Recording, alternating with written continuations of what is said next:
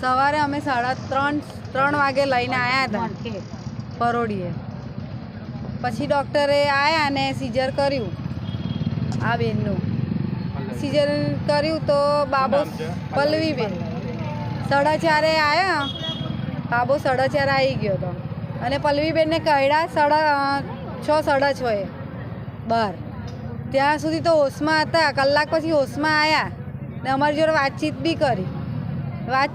પછી એકદમ જ શું થયું ને તો પેટમાંથી પિચકારીઓ વાગતી હતી લોહીની એમને.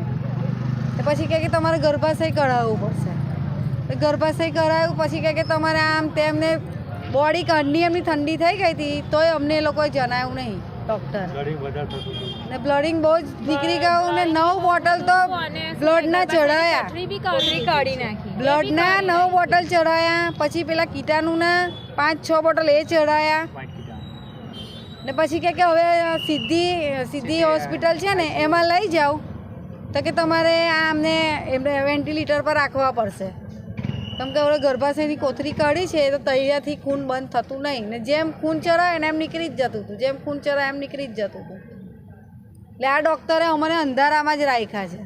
3 દવાખાના અમે બદલ્યા અને ડૉક્ટર અમને અંધારામાં રાખ્યા એવા કે ડેટ કરની થઈ ગઈ હતી તોય અમને જણાયું નથી. અને હોસ્પિટલ લઈ જતા એ બેનનો હાથ આમ પડી ગયો હતો તો એ લોકોને આમ હાંચવી અને મૂકી દીધો. એટલે અમને દેખાય નહીં ને એ રીતે.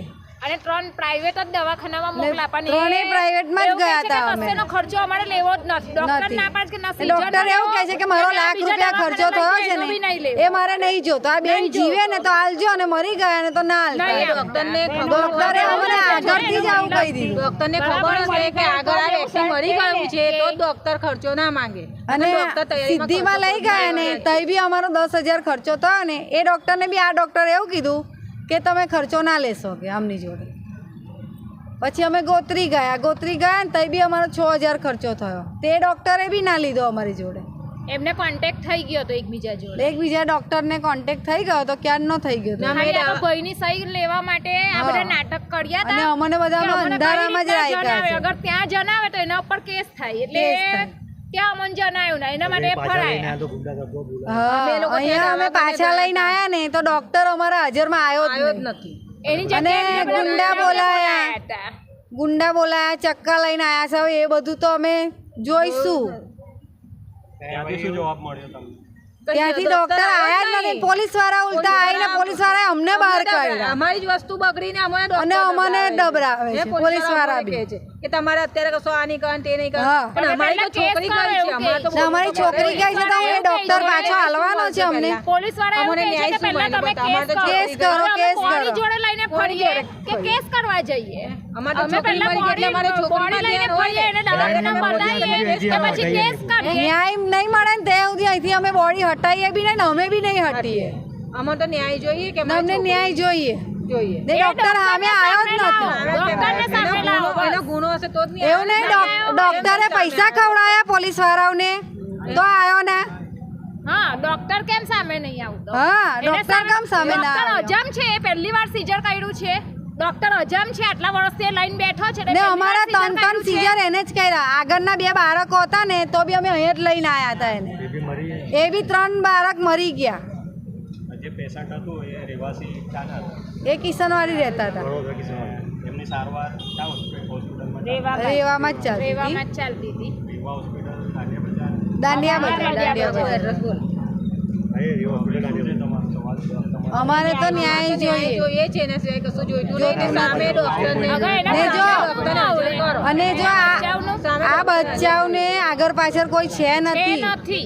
એમની તો મમ્મી બી ગઈ. છોકરી 4 વર્ષની છે ને છોકરો તો આજે 1 જ દિવસનો છે. હજી 1 દિવસથી હવે ને છોકરે આ માએ તો છોકરાનું બી મોડું નહીં જોયું ને છોકરાએ બી માનું નહીં મોડું જોયું. બસ અમને તો ન્યાય જોશે. તો પછી છોકરી હાટે છોકરી ડોક્ટર અમારે છોકરી હાલ દે અમારી જે ગઈ છે. ડોક્ટર શું કરશે? ડોક્ટરની છોકરી હોત તો ડોક્ટર શું કરે? બરાબર છે. એ પોલીસને બોલાવો કે ડોક્ટરને બોલાવો પૂછો કે એની છોકરી હોત તો શું કરે તે? અમે પૈસા ખવડાવ તો છોડ દે તે. બસ અમને તો ન્યાય જોઈએ છે. કોઈ ગરીબનો આવી રીતે નહીં છીનવાનો. ગરીબની હાય લાગે ને તારા દવાખાનાને બી સીલ વાગશે. ફરિયાદી એવું કીધું ગોત્રી હોસ્પિટલ ગોત્રી પોલીસ સ્ટેશનમાંથી આવશે હા. પોલીસ સ્ટેશનમાંથી ડેથ સર્ટિફિકેટ આપશે હજુ ડેથ સર્ટિફિકેટ આવે ગોત્રી પોલીસ સ્ટેશનમાંથી ત્યાં પછી ઇન્ક્વાયરી આગળ વધશે પછી ઇન્ક્વાયરી વધશે હમણાં તો એસએસસી માં જેની લાશ ગાડી લઈને પડે SSC માં હજુ ભરાયા છે હજુ અહીંયા તો. લઈને આયા છે હજુ કહે છે કે ગોત્રીના પોલીસ આવશે આ આવશે ફલાણું આવશે એવું કર્યા કરે 2 કલાકથી લાઈન પર ફેંકી છે બોડી આ લોકોએ. રાખી છે બધા પોતપોતાની મોજમાં ચાલી છે રહ્યા હો છે બરાબર છે હો.